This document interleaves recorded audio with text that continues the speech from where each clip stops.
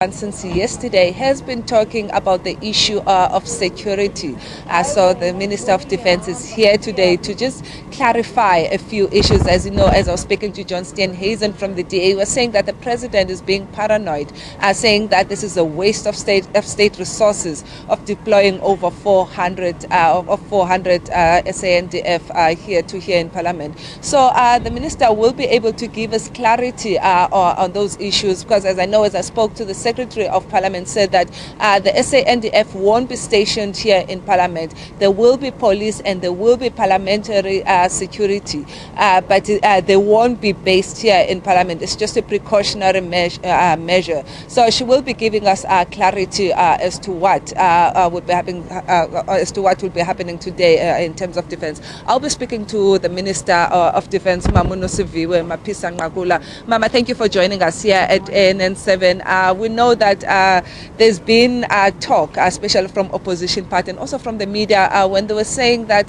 the president is being paranoid, that it's excessive to deploy over 400 NDF soldiers to SONA. Can you just give us clarity as to why we came to that decision and also the number, and also is the president being paranoid?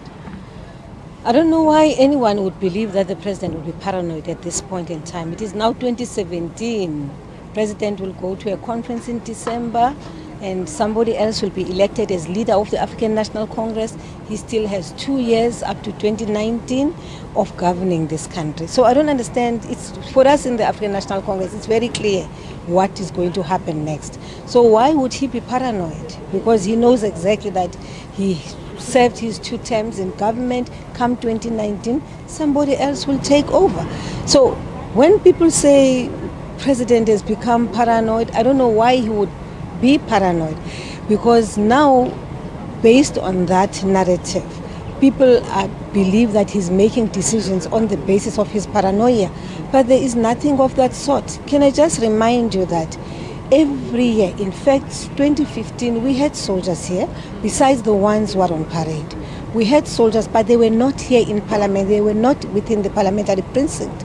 In the same way that even today, we will not have soldiers here, other than the ones who will be on parade, right?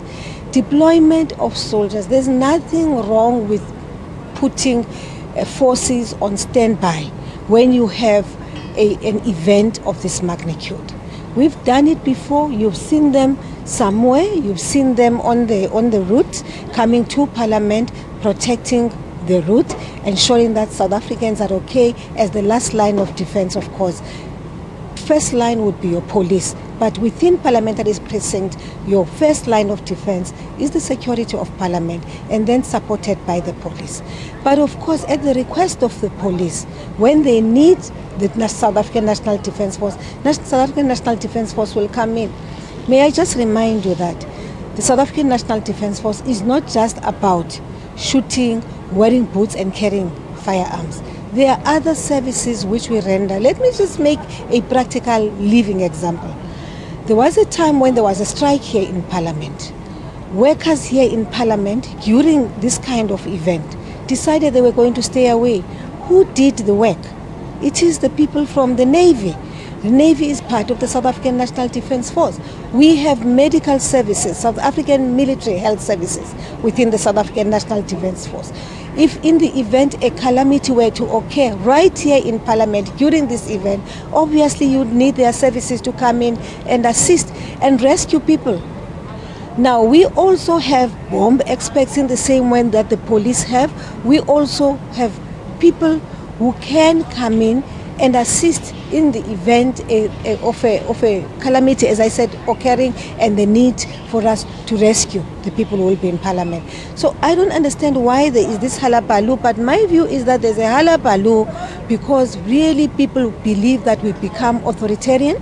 Of course, the state must also defend itself from physical attacks, but also defend itself from a state of ungovernability. You don't want ungovernability in the country. We have to protect the rights of South Africans, to demonstrate, the right of South Africans to be at school, the rights of South Africans to associate with whoever. We do that. Who protects them? It is the South African Constitution, which we we've sworn allegiance to.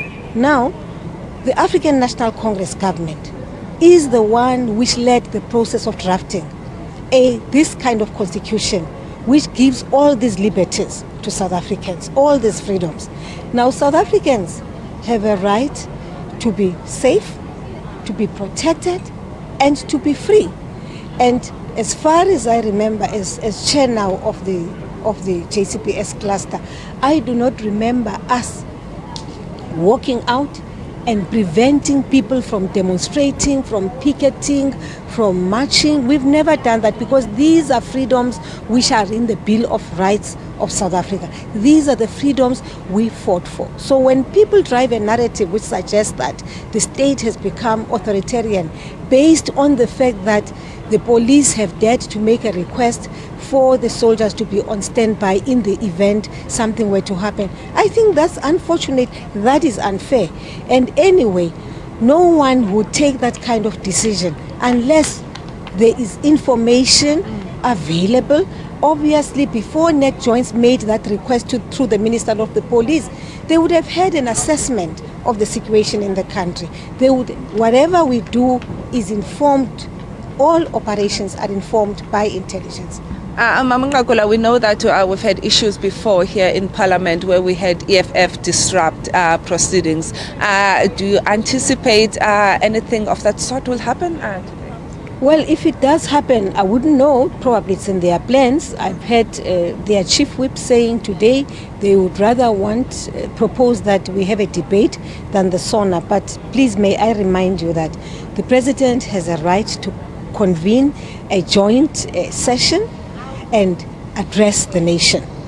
President is not addressing members of parliament. President today will be talking about the vision of this government, what it is that we strive to do for the year 2017, right, going forward, and he therefore will be addressing South Africans. That is why, for instance, the change of time from during the day, 11 o'clock, to evening 7 o'clock was then done. It is because he wanted to make sure that we reach all South Africans. All South Africans should be sitting at home, listening to their radios, watching their televisions, and hear what message the president is bringing to South Africa.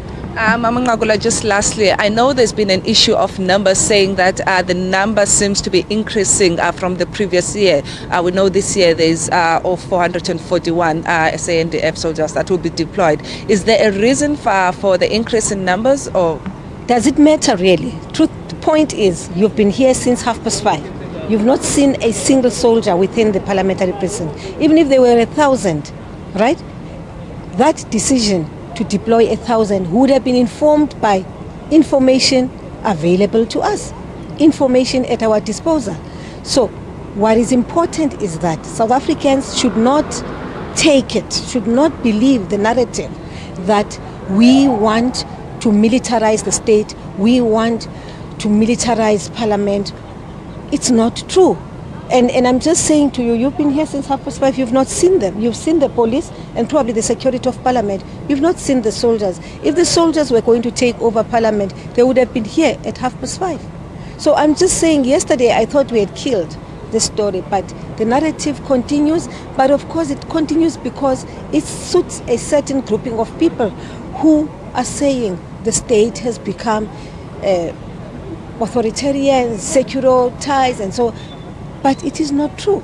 It is not true. And I think that for those of us who were in the struggle to liberate this country, it's an offense, it's an insult to call some of us and to call people who were in the liberation struggle yesterday, including the president, by the way, who was a leader in that struggle, to suggest that those people have now turned into autocrats. It is not true and it is not correct. And I think that people, whatever they say, it should be based on facts, and people should go and do a bit of research and see if he does not have the right to deploy soldiers at the request of parliament in support of the police. He does have the right as commander-in-chief. And those soldiers are on standby. And I think we need to drive this home so that even as the day goes by, people don't start looking and checking where the soldiers, they are not here. And we're not going to be talking to South Africans about where they are or where they are located. No. Thank you very much.